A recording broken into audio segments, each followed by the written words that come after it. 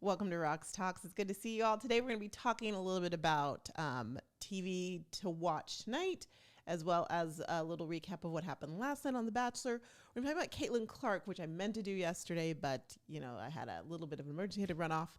You'll get a puppy update and some updates on if you need some help with TikTok. We're going to talk about that as well too. So we'll dive in, and I do need to start by just clearing the name of my dog. She's down there somewhere. Maizy, because yesterday, she was in I showed her to you. She was inside. I was holding her, and then Baylor came and wanted to be held as well too. And I was holding them both, and there was a poop stain on them. And I thought that Maizy got nervous and pooped. No, Baylor had her food downstairs, got her food, and she had done her number 2, and he didn't clean her bottom. And so when you don't clean the bottom, what can happen is what happened. So I just wanted to clear. I ran off to get out of that and clean the dog and realized, no, this dog hasn't, and this dog has. Ha ha. So anyhow, it was not the puppy. The puppy is now, okay, hold on. Don't get vertigo. She is hanging out right there, as you can see, just deciding that tent is her toy. Teething like crazy right now. We did go to her wellness exam. Went to a new vet because we moved, and it went well. I think I liked the vet a little further than I'd like, but I liked the vet, and I got a good feeling from her, and Maizy passed with pretty much flying colors. So that is a blessing, and Baylor tolerated her a little bit more. We made a fort for Baylor on the bed and like a cover with Barefoot Dreams, of course, underneath, and I hid it like it's enclosed with pillows, so that Maizy doesn't realize that Baylor is there, and Baylor feels protected and not like Maisy's going to take her space, because otherwise she's jumping to one side of the bed and the other trying to get away, and Maizy was in the middle behind her, so they're both like in the middle. Scott's like, do you see how far away we are from each other now? I go, you wanted 2 dogs. He's like, we need to be closer. I'm like, yeah, that stuff's not happening right now, buddy. Anyway, we'll figure that out. But anyhow, Maizy was in the middle. And then at some point, a couple hours into sleeping, I opened my eyes and realized she was right next to me on my side, which is, so she came down and hung out there, which is actually where Baylor likes to sleep as well too. So Baylor didn't notice because Baylor is in her fort, but I kind of feel bad there. So we're just trying to give them dual time. She's tolerating her a little bit more, which is progress.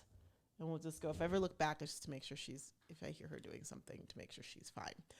So Caitlin Clark was someone I really wanted to talk about yesterday and didn't get a chance. Have you been watching or hearing about the phenom that is Caitlin Clark? It's not a new thing that she's an amazing basketball player, women's basketball player from Iowa, the Hawkeyes. But this year she had gotten to a point where she did hit the record for the most points in a career scored, like total points. She beat the current record, I believe it was on Friday, and it was like a whole thing everyone wanted to watch. They thought it might be the Super Bowl Sunday. It wasn't, but ended up being on Friday, and she beat it, and she did it in 8 fewer games than the person who had the record before. She is now right around 100 points away from beating the men's all-time scoring record as well too in games. So that in like their career in NCAA. So that could happen. I mean, that could happen this year, which is wild and wonderful, and I'm really excited for her. It's fun to see such attention on women's basketball. I think is a great thing. Now, when she's playing against Michigan, my alma mater, when it happened at a home game in Iowa, and she requested that they did not stop the game when she hit it. Not only did she hit score, but she was past the 3-point line.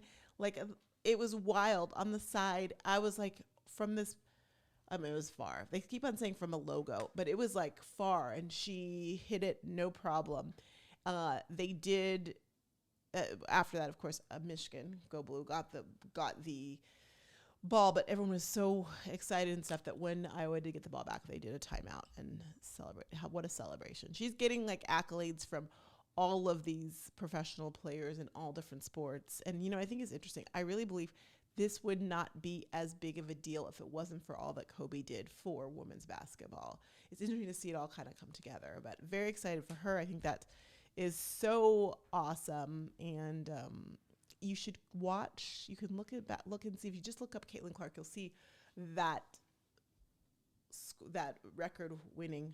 record-setting, I should say, scoring as well. They're like, wait, she got it from that far out? I mean, most of what she's been doing has been from past the 3-point line. Amazing. Very, very cool. And it's exciting to see what she's going to do now. And then, of course, to infinity and beyond. Hawkeyes almost won the championships last year with her, but they did not. My former coach at Baylor, not my personal former coach, but Baylor women's basketball former coach, who's now at LSU, ended up winning. She's now going at it. Look.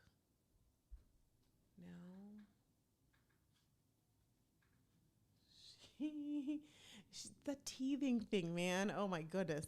Last night was The Bachelor. And The Bachelor last night, they were in were they in Montreal? They were in Montreal. They were in Quebec, yeah.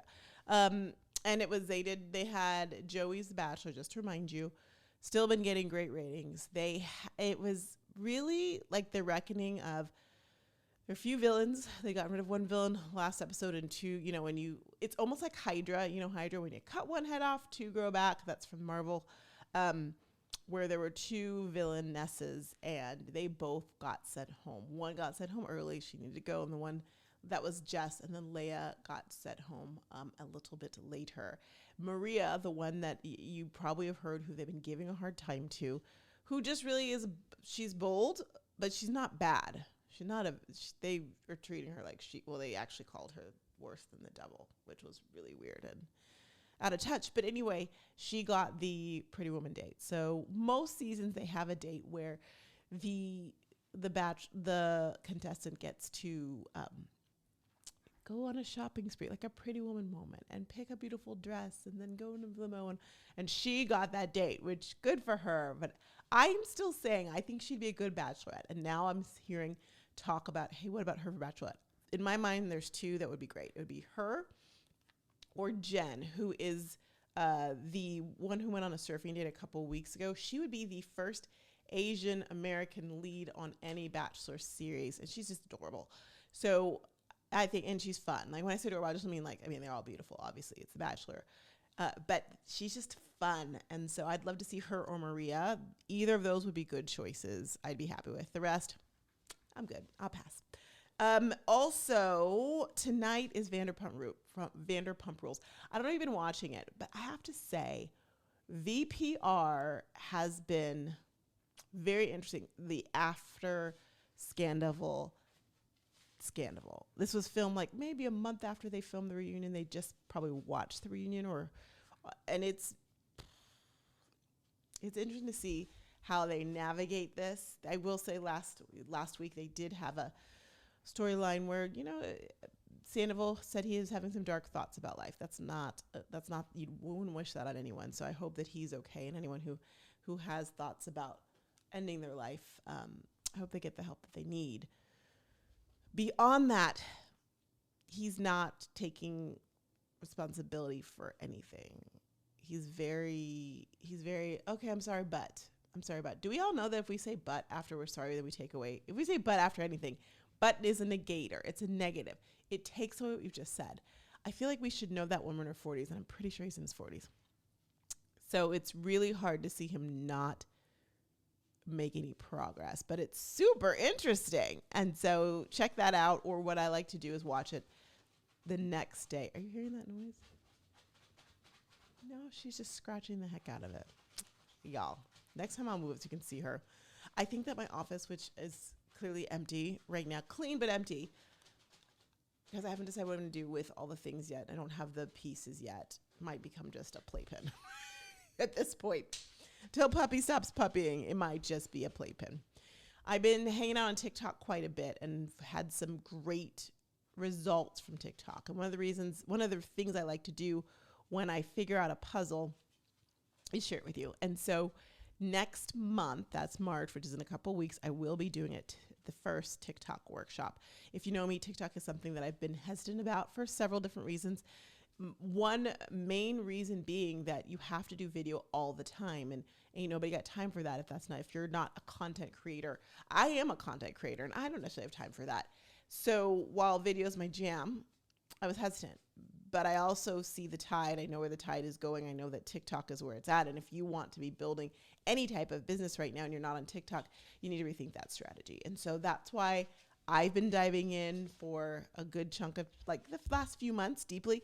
And TikTok is evolving. So I've got great, I've been diving in. I've been getting coached on just different things and testing out really great things on TikTok. I do lives on TikTok just about every day now and have kind of figured out just the rhythm of figuring that out. Not everyone can go live. You have to get to a certain point to go live. But I am excited to do this workshop and just get people into what kind of videos do you make, what kind of content you're putting out there, how to grow your TikTok account. So if you're interested in that, just at this point, go ahead and DM me at Rocks Talks and or just comment on this and I'll give you the deets. I'm telling y'all first, I will put it out in the newsletter this week. Yep, the newsletter that goes out this week.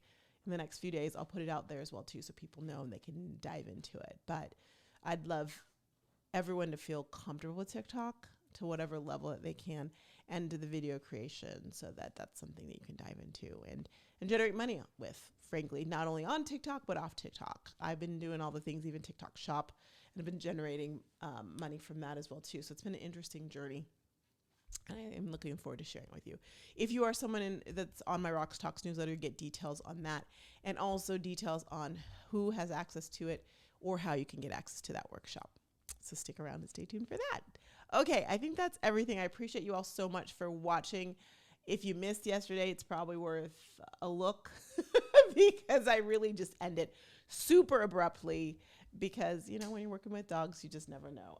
Speaking of dogs, let me grab her. And just in case you did miss yesterday so you can see her, give me 1 second. She's so busy biting everything. She didn't see me coming. There she is. This is Maizy. Say hi, Maizy. There, you gave her that. There you go. She is pure love and pure puppy. You're puppy to the nth degree, aren't you? She's like, what can I bite? There's nothing I can bite up here. All right. We will see you later. Baylor is sleeping and resting because she's on constant watch with this one. So there's that. See you all later. Go be great. And I'll give you some more updates tomorrow. Bye.